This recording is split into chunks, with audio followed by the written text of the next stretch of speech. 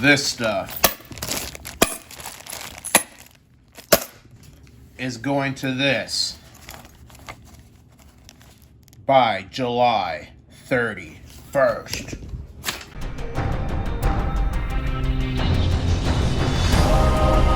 One stacker on a journey to find silver.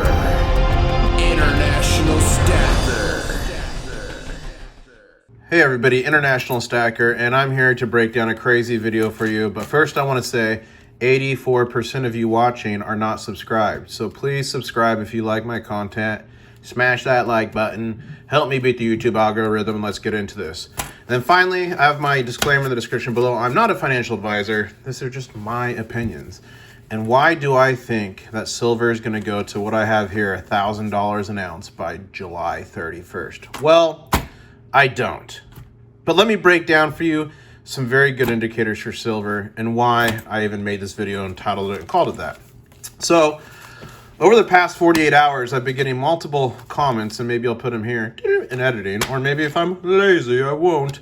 Asking me, give us a silver price prediction, give us a price prediction. And if you look on YouTube, it's not hard to find silver to the moon, silver to whatever an ounce, you know, gold, whatever. You see that a lot with cryptos too, right? It's going to be this by this date.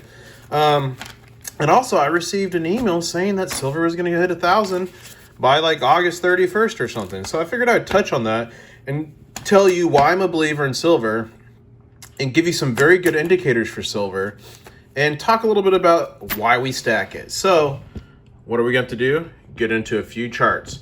So first off, I just wanted to quickly break down. This is silver, the price of silver from the beginning of the year, January, to where we're at now. And you can see we all had the best day of our lives when this happened. But the interesting thing happened is when this dip happened, if you've been part of this, you know that although the price of silver was down here into the 12s, 11s, are you kidding me? That's so epic. The premium was up here. And even now, we've regained almost that entire loss, and the premiums are still much higher than we're used to. The price per ounce, spot price, and the premiums have become disjointed. And I believe a primary reason for that is supply and demand. But this is not about supply and demand. I'll make another video about that. So as I'm speaking right now, spot price is around $18 an ounce. Okay, so that's the current. Now let's look at it. Well, for the year, actually, current to the year. Now let's look at an all-time historical, okay? The important thing here is we've had two run-ups in silver. And you can see build, spike, baby, dead, little spike, bang, bang, down. Now let me break down something crazy for you all. A lot of people are talking about silver could hit triple digits, which I believe it will, but silver's already hit triple digits, guys. And what do you mean, IS? That clearly says, and see, I can't get the top here because it's so zoomed out, but 50 was the height. But clearly, the height in 1980 was $50. So let's go here. $50 in 1980 compared to now, corrected for inflation, has gone up 211%. So when your parents, or if you're old enough to know this yourselves, tell you, oh, I used to be able to go down to the movie theater and watch a movie and get a burger for $1. So 10 of these are still worth between 13 to 15 bucks, depending where you're buying it today. So things didn't get more expensive. The value of money decreased, because if this was after 1965, a dollar would simply be worth $1 to today's standards. So again, when you're looking at today's standards, 50 bucks from 1980 is actually worth, in today's dollars, $155.58. So in 1980, silver already broke triple digits. But wait, there's more. The second run up in silver, as you can see here, that was the first one. And this was an incident I'll probably make a video on when the Hunt brothers tried to corner their market. At least that's the story. And that's what ran the price up supposedly. Here, 2011, we had our second spike in the history of silver to almost $50 an ounce. So it looks like the high in 2011, and I was not stacking it. I wish I was back in those times. But 2011, guys, burnt a lot of people. And, you know, a lot of people got into silver at the highs and never recovered. But remember one thing. If you buy into silver or gold at a certain price, you have lost 0 fiat dollars or 0 buying power until you sold it. So for those people who are still holding on to it that bought it in the highs, they've lost 0. They still have a chance. And I believe with all my heart, we're going to see silver hit over $100. I think in not the too distant future. Now, to me, the not too distant future could be a year, 2 years, whatever. But I believe with the beer flu incident, and I'm censoring myself because I don't want to be on YouTube's bad list, is going to have big implications in the financial market. But look, $48 even in 2011 is worth 55 today. So just in, what is that, 9 years, we've lost 14% buying power.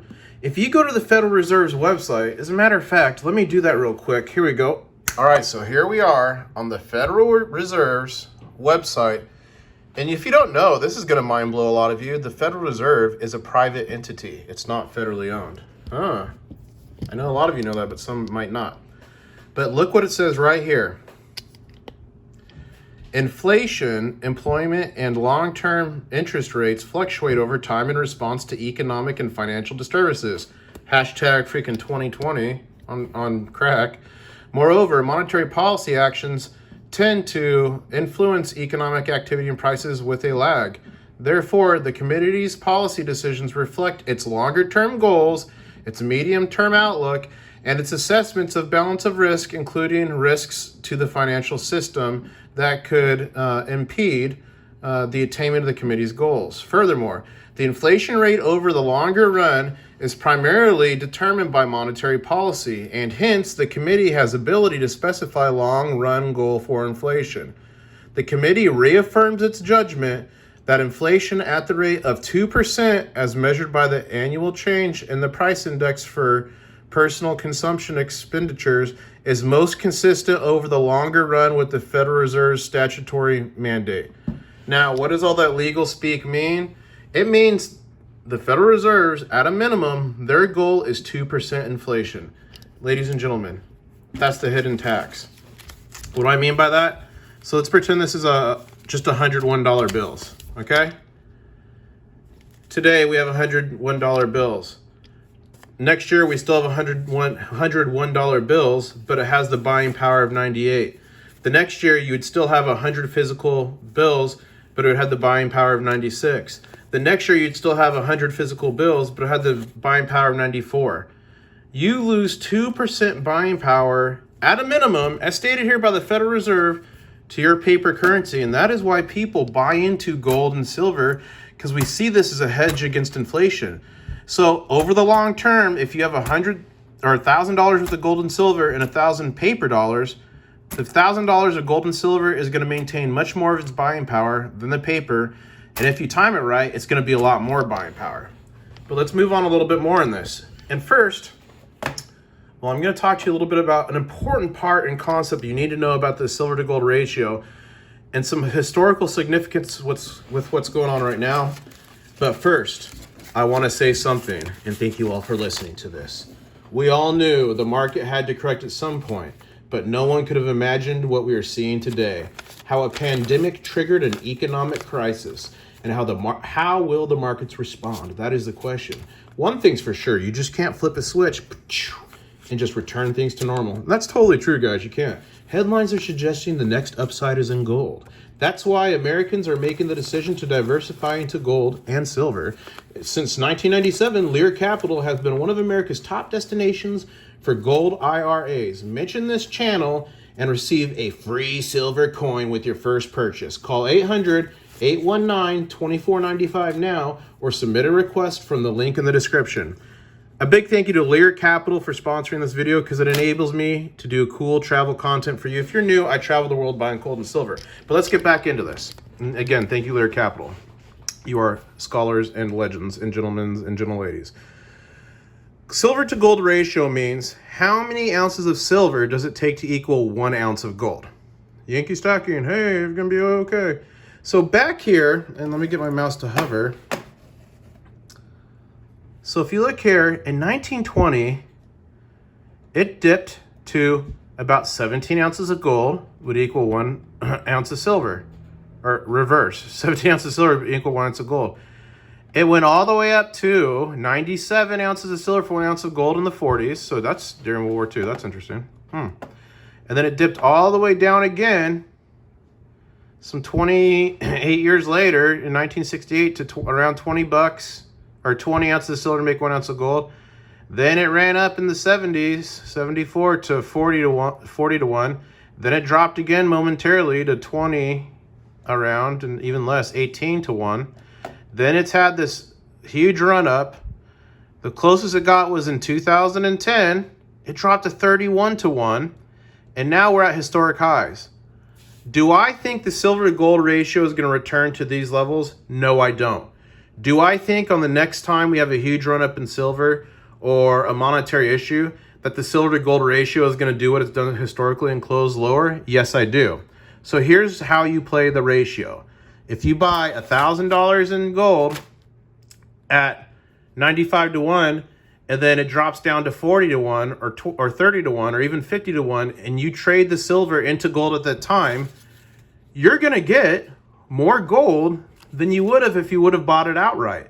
It's called playing the ratio. So you get a bunch of silver here, it drops, and then you trade the silver into gold, and people say you're not going to be able to do it. Look at now. There's people trading gold and silver all over the place. We're in an economic issue. People are having to sell out because they lost their jobs, all kinds of crazy stuff. This issue has been such a perfect example of the opportunities you might have. And to have opportunities, you need to be prepared to seize them with either a lot of this, a lot of this. And guess what? You can change this into gold, and it'd be truly epic.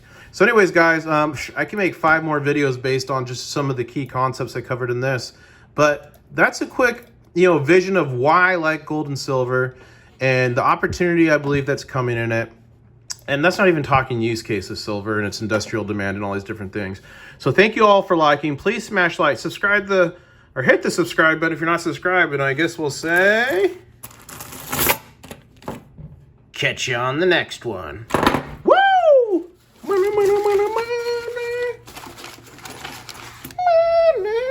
Here we go.